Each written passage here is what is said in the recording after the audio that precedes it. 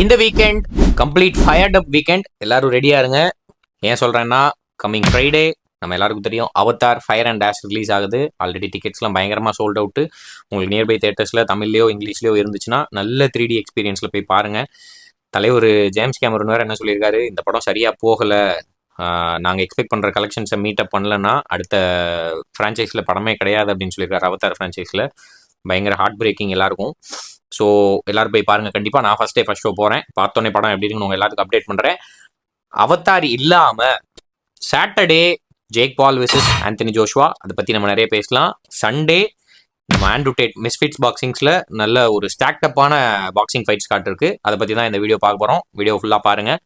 So Jake Paul versus Anthony Joshua உங்களுக்கு எப்போ நடக்குதுன்னு நான் சொல்லிடுறேன். நமக்கு அவனுங்களுக்கு வந்து ஃப்ரைடே நடக்குது, நமக்கு அப்படின்னா சாட்டர்டே மார்னிங் ஒரு 4 மணி 5 மணிக்கெலாம் ஸ்டார்ட் ஆகிடும். வாக் அவுட்ஸ்லாம் வந்துடும் நினைக்கிறேன். ஸோ அப்போலேருந்தே ரெடி ஆயிருங்க. நெட்ஃப்ளிக்ஸில் தான் ஸ்ட்ரீம் ஆகுது fights. So most likely Netflix subs இருந்தால் பாருங்கள், இல்லைனா அதுக்கு ஆல்டர்னேட்டாக இருக்கிற சைட்ஸ்லாம் இப்போ ரெடி பண்ணிக்கோங்க. யாருக்காவது தெரிஞ்சால் கமெண்ட்லையும் சொல்லுங்கள். என்ன மேட்டர்னா, இதுக்கு முன்னாடி வர தலைமை மேலே வந்து பயங்கரமான அலிகேஷன்ஸ் இருந்தது. அதெல்லாம் உண்மைதான். அதனால தான் ஜேக் பாலை பற்றிலாம் நிறைய பேசுறது இல்லை.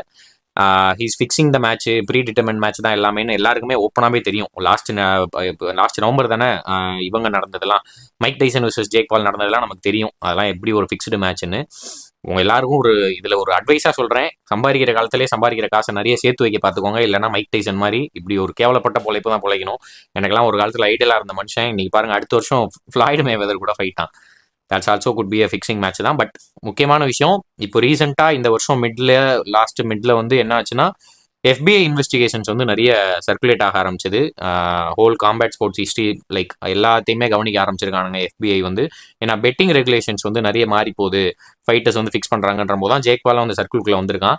ஸோ அப்படி பார்க்கும்போது நம்ம டேங்க் டேவிஸ் ஃபைட் வந்து ஆல்ரெடி கேன்சல் ஆனது உங்களுக்கு தெரியும். ஸோ இப்போ Jake Paul versus Anthony Joshua, if it's legit மேட்ச்னா, ஆந்தனி ஜோஷ்வா யாருன்னு உங்களுக்குலாம் தெரியும். தெரியாதவங்க கேட்டு தெரிஞ்சுக்கோங்க. பாக்ஸிங் வேர்ல்டில் அவன் வந்து ஆல்ரெடி ஒரு ஹெவி வெயிட் ப்ரூவன் சாம்பியன் அவன் பாக்ஸிங் வேர்ல்டில்.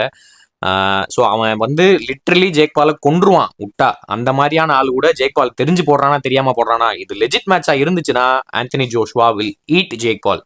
பட் ஆனால் இப்போ டாக்ஸ் எல்லாம் என்ன போயிட்டு இருக்குன்னா, Jake Paul could have a chance to stand with Anthony ஜோஷ்வான் தான் போயிட்டு இருக்கு. நீங்க என்ன நினைக்கிறீங்கன்னு சொல்லுங்க. ஸோ FBI இன்வெஸ்டிகேஷனை பொறுத்து இது ரியல் மேட்சா இருந்ததுன்னா உண்மையிலே இது நல்ல ஃபைட்டு, நல்லா இருக்கும், சூப்பரா இருக்கும். இஃப் இட்ஸ் ஜேக் பால் வந்து ஜெயிச்சுட்டான்னா நிஜமாவே அவன் முத்து நீ ஆள் தாம்ல அந்த மாதிரி. ஸோ பார்க்கலாம். அதை விட்டீங்கன்னா அங்கிட்டு நான் சொன்ன மாதிரி அடுத்து சண்டே ஆஃப்டர்நூன் ஈவினிங் டைம்ல ஆரம்பிக்குதுன்னு நினைக்கிறேன் மிஸ்ஃபிட்ஸ். இது நெட்ஃப்ளிக்ஸ்லனா அது வந்து ரம்பிள் சம்திங் ஏதோ ஒரு ஆப் சொன்னாங்க, ரம்பிளிங் ப்ரீமியம் நம்ம போடணும். அது நியர்லி 1000 ரூபா வருது. அது இல்லாம எப்படி பார்க்கலான்னு யாராவது சொல்லுங்க கமெண்ட்ல. பசங்க தெரிஞ்சிங்கன்னா ஏதாவது சைட்ஸ் இருந்தா சொல்லுங்க. அது வந்து அதுல ஃபுல் ஸ்டாக்கட் ஃபைட்டு. நீங்க பாத்தீங்கன்னா Chase DeMoor versus Andrew Tate உங்களுக்கு தெரியும். அதுல வந்து மிஸ்ஃபிட்ஸ்ல வந்து சாம்பியனா இருக்கிற சேஸ் டிமோர் கூட வந்து ஆண்ட்ரூ டேட் ரொம்ப நாள் கழிச்சு சண்டை போடுறாரு. அதுக்கப்புறம் எடுத்தீங்கன்னா எல்லாரோட ஃபேவரட் டாகஸ்தானிஸோட செல்லப்பிள்ளை டில்லியன் டானி சண்டை போடுறாரு. அடுத்து நம்ம எல்லாரோட எல்குக்கி ஃபேவரட் நம்ம டோனி ஃபெர்குசன் சண்டை போடுறாரு. நம்ம இந்தியாவோட நீரஜ் கோயல் சண்டை போடுறாரு. ஸ்டாக்கடப்பான பாக்ஸிங் காட்டு. அது வந்து மோஸ்ட்லி லெஜிட்டா இருக்கிறதுக்கான நிறைய சான்சஸ் இருக்கு. ஸோ இந்த வாரம் உங்களுக்கு கம்ப்ளீட்டா ஃப்ரைடே சாட்டர்டே சண்டே தரமா இருக்கும். மிஸ் பண்ணிடாதீங்க. நான் எதையும் மிஸ் பண்ணியிருந்தாலும் அதையும் இந்த கமெண்ட்ல சொல்லுங்க. வீக்கெண்ட் ஜாலியாக என்ஜாய் பண்ணுங்க. Thank you so much. பாய்.